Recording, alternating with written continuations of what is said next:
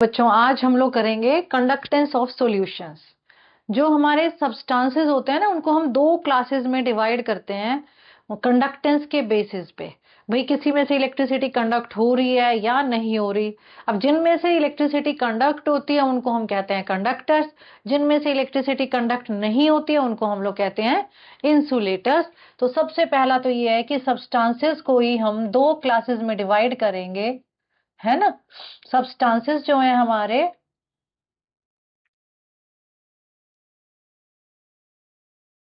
दो टाइप के होते हैं। एक को हमने बोल दिया कंडक्टर्स दैट कंडक्ट इलेक्ट्रिसिटी, और दूसरे हैं हमारे insulators that do not conduct electricity. ये हम बचपन से पढ़ते आ रहे हैं तो इसमें कुछ दिक्कत नहीं है। अब है हमारे पास कंडक्टर्स, जो हम केमिस्ट्री में पढ़ते हैं ना बेटे, तो दो टाइप के कंडक्टर्स हो जाते हैं। कंडक्टर्स के ही दो टाइप आ जाएंगे। एक को हम कहते हैं इलेक्ट्रॉनिक कंडक्टर्स और दूसरे होते हैं हमारे इलेक्ट्रोलिटिक कंडक्टर्स। तो इलेक्ट्रॉनिक कंडक्टर्स नाम से कुछ कुछ तुमको समझ आ रहा होगा, और सिमिलरली तुम्हें इलेक्ट्रोलिटिक कंडक्टर्स ये भी थोड़ा थोड़ा बेटे नाम से आइडिया लग जाएगा। अब इलेक्ट्रोलिटिक कंडक्टर्स और इलेक्ट्रॉनिक कंडक्टर्स देखो, अब नाम से कोई सिंपल यही हो तो भाई इलेक्ट्रॉन्स की वजह से जिसमें कंडक्टेंस हो रही है वो इलेक्ट्रॉनिक कंडक्टर हो गया। और जो इलेक्ट्रोलाइट्स हैं, इलेक्ट्रोलाइट्स में जो कंडक्टेंस है, यानी कि इलेक्ट्रोलाइट्स को ही हम लोग क्या कह देते हैं, इलेक्ट्रोलिटिक कंडक्टर्स। अब इलेक्ट्रॉनिक कंडक्टर्स में due to flow of electrons है। अब इलेक्ट्रॉन्स किसके अंदर होते हैं, या तो मेटल्स में होते हैं, या जब हम लोग ग्रेफाइट पढ़ते हैं तो ग्रेफाइट के अंदर भी जो इलेक्ट्रिसिटी कंडक्ट होती है, जैसे तुम लोग सेल यूज करते हो एसी का, और हमारा टीवी का रिमोट के अंदर या फिर घड़ी के अंदर जो सेल होता है उसके अंदर ग्रेफाइट की रॉड होती है। सो ग्रेफाइट की रॉड क्यों होती है, क्योंकि graphite is a good conductor of electricity. तो जो हमारा वहां पे है वो फ्लो ऑफ इलेक्ट्रॉन्स है, किसकी वजह से, तो फ्लो ऑफ इलेक्ट्रॉन्स की वजह से कंडक्टेंस है, जैसे मेटल्स में है या फिर ग्रेफाइट के अंदर है। तो ये हमारे हो गए इलेक्ट्रॉनिक कंडक्टर्स। और इलेक्ट्रोलिटिक में हमारे आ जाते हैं इलेक्ट्रोलाइट्स। अब इलेक्ट्रोलाइट्स हमारे डीकंपोज हो जाते हैं जब उनमें से इलेक्ट्रिसिटी पास की जाती है। सो इलेक्ट्रोलाइट्स डीकंपोज। अब इनमें कोई डीकंपोजिशन नहीं है क्योंकि मेटल है। अब हमारे घरों में भी जो इलेक्ट्रिसिटी आ रही होती है वो मेटल्स की वजह से होती है, कॉपर की वायर्स होती हैं या एल्यूमिनियम की वायर्स होती हैं। तो जो मेटल्स हैं उनका डीकंपोजिशन नहीं होता। तो इलेक्ट्रॉनिक कंडक्टर्स में no decomposition when electricity is passed, so no decomposition. और यहां पे हमारा decomposition of the electrolyte takes place. तो ये हमारा था। अब इलेक्ट्रोलाइट्स क्या होते हैं, इलेक्ट्रोलाइट्स होते हैं जैसे हमारे सारे के सारे स्ट्रॉन्ग एसिड्स या स्ट्रॉन्ग बेसिस या सॉल्ट्स।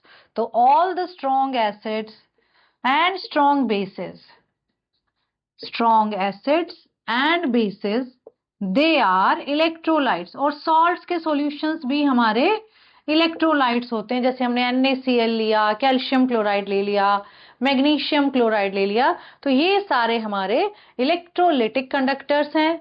और इनके अंदर जो इलेक्ट्रिसिटी है, जैसे यहाँ पे फ्लो ऑफ इलेक्ट्रॉन्स था, यहाँ पे इलेक्ट्रोलाइट्स हैं, तो यहाँ पे जो फ्लो ऑफ इलेक्ट्रॉन्स नहीं होगा, यहाँ ये फ्लो ऑफ आयंस होगा। तो ये था हमारा इलेक्ट्रॉनिक एंड इलेक्ट्रोलिटिक कंडक्टर्स। अब फैक्टर्स अफेक्टिंग कंडक्टेंस। कंडक्टर्स हमारे दो टाइप के हैं, इलेक्ट्रॉनिक कंडक्टर्स और इलेक्ट्रोलिटिक कंडक्टर्स। तो कंडक्टेंस भी दो टाइप की हो गई, एक इलेक्ट्रॉनिक कंडक्टेंस और एक इलेक्ट्रोलिटिक कंडक्टेंस। अभी अभी हमने पढ़ा कि इलेक्ट्रॉनिक कंडक्टर्स हमारे मेटल्स होते हैं या ग्रेफाइट होता है। तो इलेक्ट्रॉनिक कंडक्टेंस जो है उसके जो फैक्टर्स हैं सब। अब इलेक्ट्रॉनिक कंडक्टेंस के अंदर सबसे पहले हमको ये देखना है कि मेटल के पास कितने वैलेंस इलेक्ट्रॉन्स हैं। तो जितने ज्यादा वैलेंस इलेक्ट्रॉन्स होंगे उतने ज्यादा इलेक्ट्रॉन्स फ्लो करेंगे, और जितने ज्यादा इलेक्ट्रॉन्स फ्लो करेंगे उतनी हमारी कंडक्टेंस ज्यादा होगी। सो number of valence electrons per atom.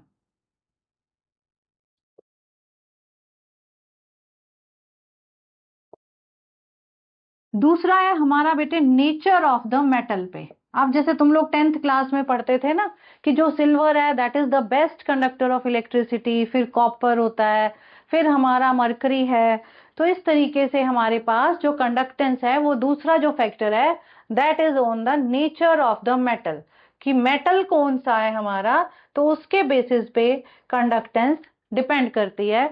और थर्ड फैक्टर है हमारा टेम्परेचर। अब मेटल्स जो होते हैं, तुम लोग घर में जो तारे हम यूज करते हैं, घरों में एक एमसीबी लगा होता है या फ्यूज लगा हुआ होता है, तो फ्यूज की प्रॉपर्टी क्या होती है कि जैसे ज्यादा हाई करंट आएगा हमारी फ्यूज की वायर मेल्ट हो जाएगी। यानी कि हाई टेम्परेचर करने से, क्योंकि उसका टेम्परेचर ज्यादा हो जाएगा, ज्यादा करंट आया तो, और करंट आते ही हमारी वो क्या हो जाएगी, मेल्ट, यानी कि कंडक्टेंस कम हो जाती है या रुक जाती है। तो हमारे पास यहाँ पे इलेक्ट्रॉनिक कंडक्टेंस जो होती है with increase in temperature electronic conductance decrease हो जाती है, क्योंकि जब टेम्परेचर हमने इंक्रीज किया तो इलेक्ट्रॉन्स के साथ साथ जो मेटल्स के आयंस है वो भी मूव करना स्टार्ट कर देते हैं, और there is interaction, stronger interaction, जिसकी वजह से हिंड्रेंस आ जाता है मूवमेंट में, और इसीलिए हमारा जो कंडक्टेंस है वो क्या करता है, डिक्रीज हो जाता है। So electronic conductance decreases with increase of temperature.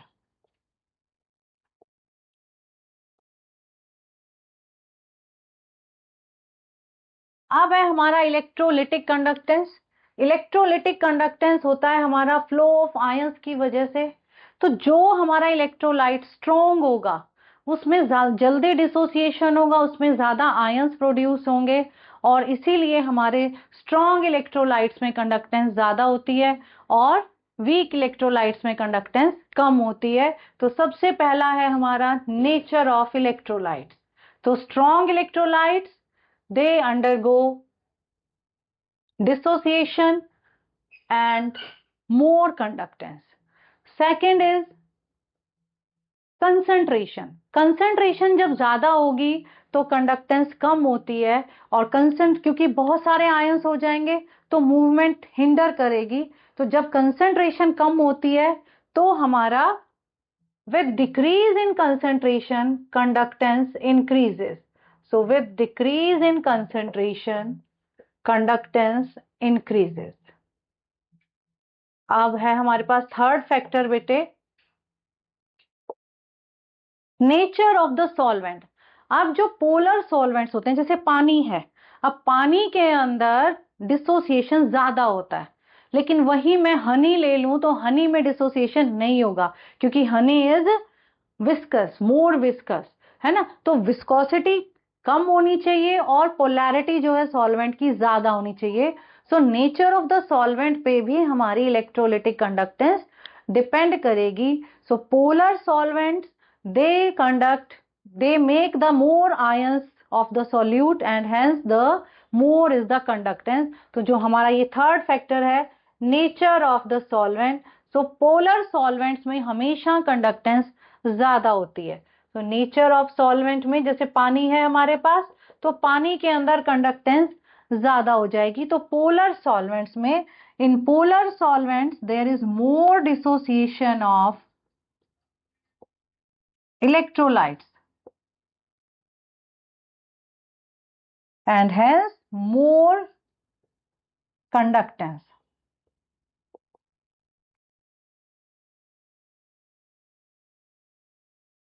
और फोर्थ फैक्टर है टेम्परेचर। जब हम टेम्परेचर इंक्रीज कर रहे हैं तो मूवमेंट ऑफ आयंस बढ़ जाता है, क्योंकि आयंस की काइनेटिक एनर्जी बढ़ जाएगी, और जब मूवमेंट ऑफ आयंस बढ़ेगा तो इलेक्ट्रोलिटिक कंडक्टेंस भी इंक्रीज करेगी। So with increase in temperature, this electrolytic conductance increases।